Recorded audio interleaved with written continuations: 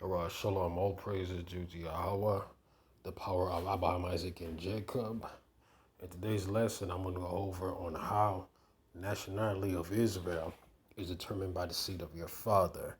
And as you can see, based upon that chart over here, this video on this channel is only for the Israelites. And who are the Israelites? The so-called Negroes scattered throughout North, South, Central America, the Caribbean Isles, and as well as different parts around the world. Those are fathers of Negroid descent.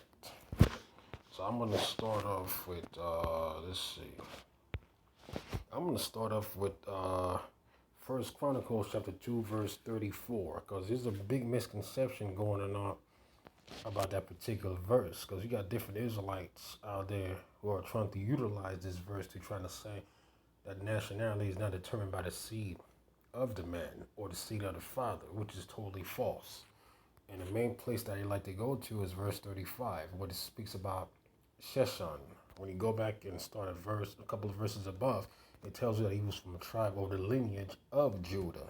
Verse 35 says, and Sheshan gave his daughter to Jarna, his servant. He was an Egyptian servant, to wife. And it says, and she bare him Attai. But when you start at verse 34, here's what it says.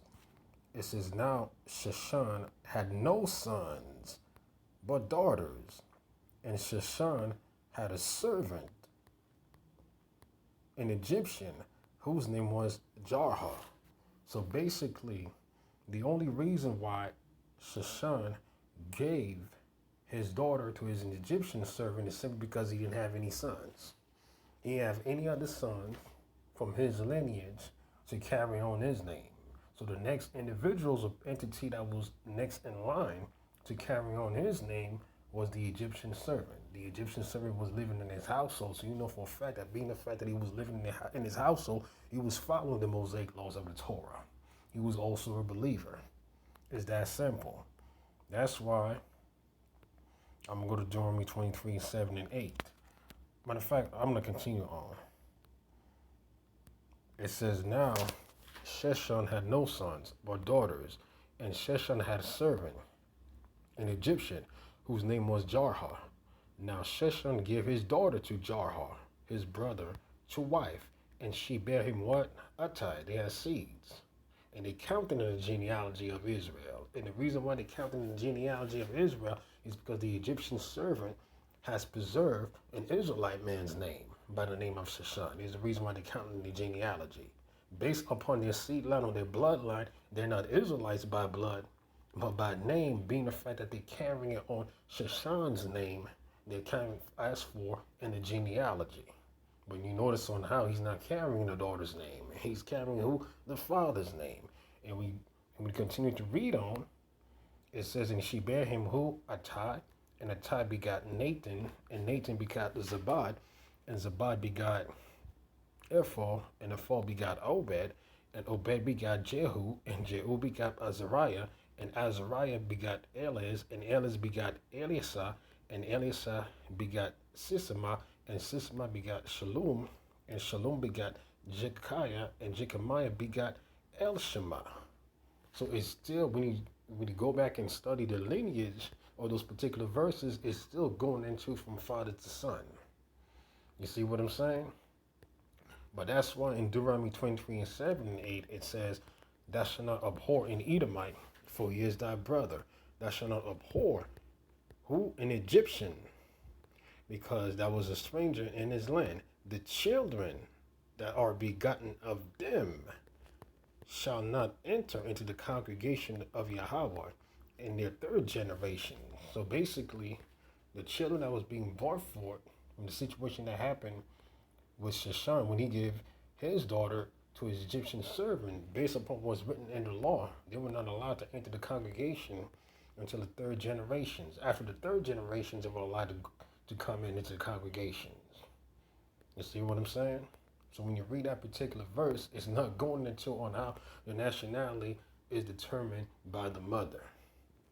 So I'm going to go to another verse. I'm going to go to the book of Numbers chapter 1, verse 18. And it says, and they assemble all the congregations together on the first day of the second month, and they declared their pedigrees. And they declared their pedigrees after their families by the house of their fathers, according to the numbers of the name, from 20 years old upward by their pools, as Yahweh commanded Moses. So he numbered them in the wilderness of Sinai, and the children of Reuben, Israel's eldest son, by their generation, after their families, by the house of what? Of their fathers.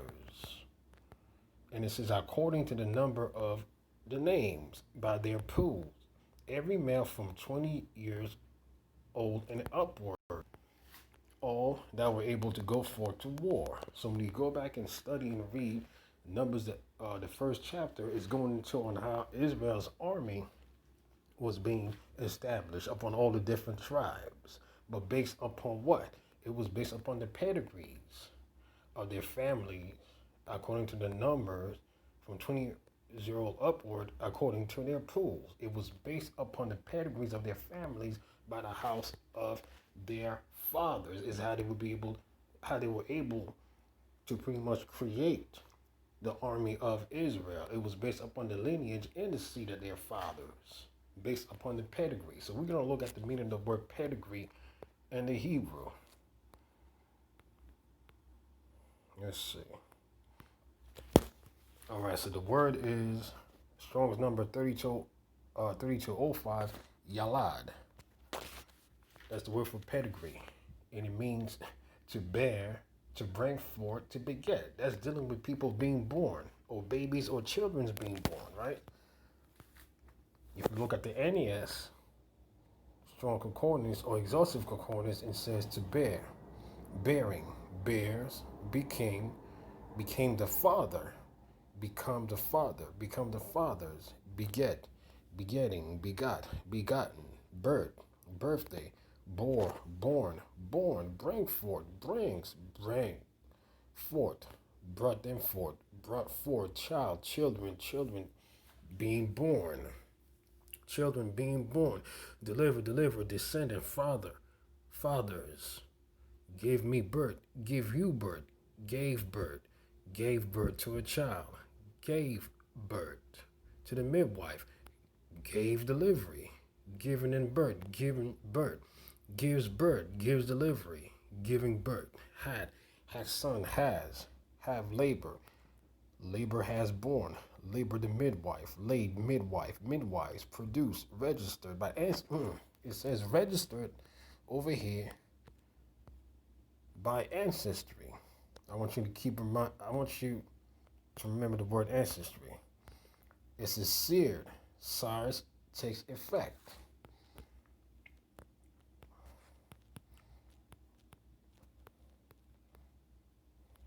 The Brown Driver Briggs, to bear, bring forth, beget, bear, bring forth.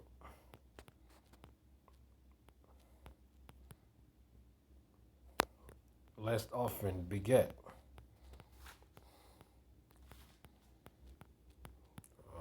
Let's see. I'm going to go to the Strongs. Again, it says bear, beget, birthday, born, make to bring forth children, young, bring up, calve. And it says a primitive root, to bear young cautiously, to beget medically, to act as midwife, especially to show what lineage. I want you to remember lineage and ancestry. To beget birth, born, bring forth children, young, bring up, calve, child, some, so like a come, be delivered of a child, time of a delivery, gender, hat, labor, to the office of a midwife, to declare pedigrees, to be son of a woman, and a woman that travail in a woman. So now I'm going to go back. Let's see. Numbers chapter 1, verse 18. And they assembled all the congregation together on the first day of the month, and they declared their pedigrees after their families by the house of their fathers, which is how the army of Israel was being established. It was based upon the pedigrees of the ancestry and the lineage of their fathers. I'm going to go over, let's see, dictionary.com. Look at the meaning of the word pedigree. And the word pedigree can also apply to animals, by the way, human beings and animals. And it says an ancestral line, just like we read in the strong concordance. It also used the meaning of the word ancestry. It says an ancestral line of descent, lineage, ancestry. Lineage was also mentioned in the other definitions that I also pretty much brought forth and read. Let's see.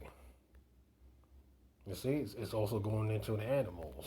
Pedigree also is going into animals and human beings. But in that case, we're only going to be dealing with the human being aspect of it. So that was on dictionary.com.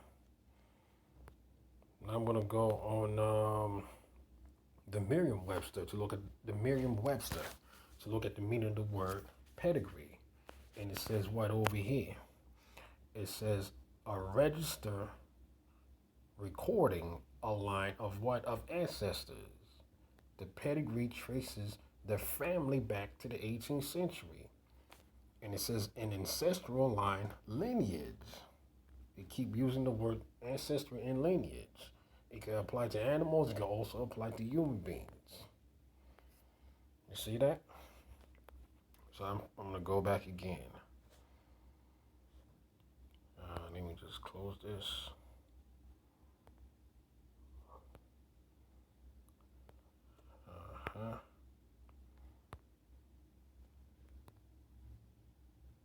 Come on. All right. All right, so it says, and they assemble all the congregation together on the first day of the second month, and they declare their pedigrees after their families by the house of their fathers, according to the number of their names. So they declared what?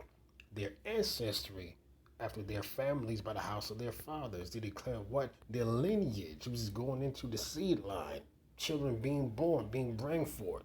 By where? By the house of their fathers. So the army of Israel was being created at that particular time based upon the ancestry and the lineage and the seed of their fathers, showing to you that what? That the nationality is determined by who? By the lineage, by the ancestry, and by the seed of the father. I'm going to go to the book of Ezra, chapter 2, verse 59. And it says, and these were they which went up from Telma. And that was right after the Babylonian captivity. Tel-Harsha, Cherub, Adon, Emer, but they cannot show what? Their father's house and their seed, whether they were of Israel. Because in order for you to establish on whether or not you're Israel, you got to go back to the seed of your father. You got to go back to the lineage and the ancestry of your father. And just like I also pointed out at the beginning of my video, who are the Israelites? Those of whose forefathers of Negro descent, going through all the curses of Deuteronomy, the 28th chapter. You're the real Israelites that the Torah and the Tanakh speaks about. I'm going to the book of Job 8 and 8. And it says, for inquire, I pray thee, of the former age, and prepare thyself to the search of what? Of their fathers. Prepare thyself to the search of your fathers, of your forefathers. So you can learn more about your heritage, your culture, and your lineage. You see what I'm saying? Let me see. Let me go back on first. Let's see. I'm not going to read the whole chapter. First Chronicles. Let's see. All right.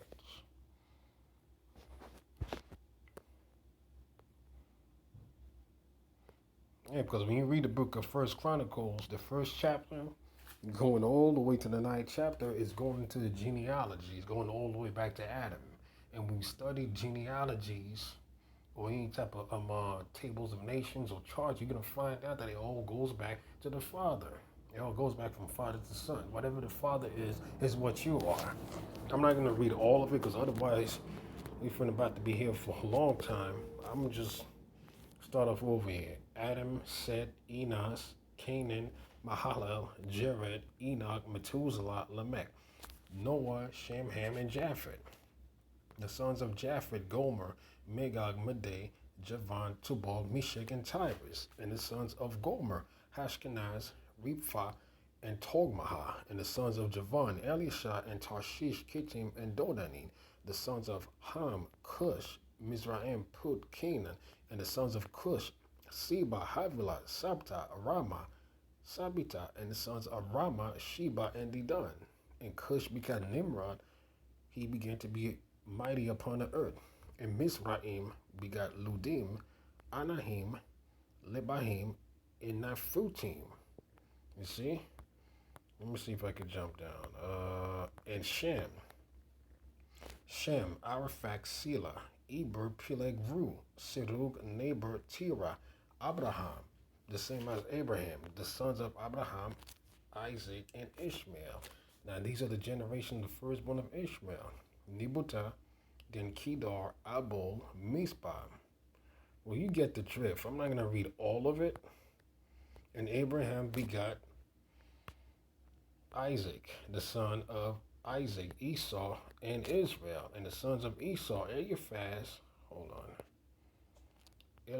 Ruel, Jus, and Jalam, and Kotha.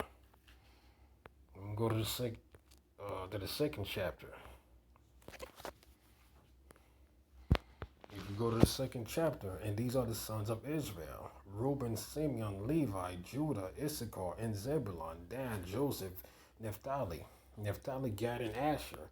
And the sons of Judah: Onan, Shelah, which were born unto him of the daughter of Shua the Canaanites. And the firstborn of Judah, was evil in the sight of Yahweh, and he slew him.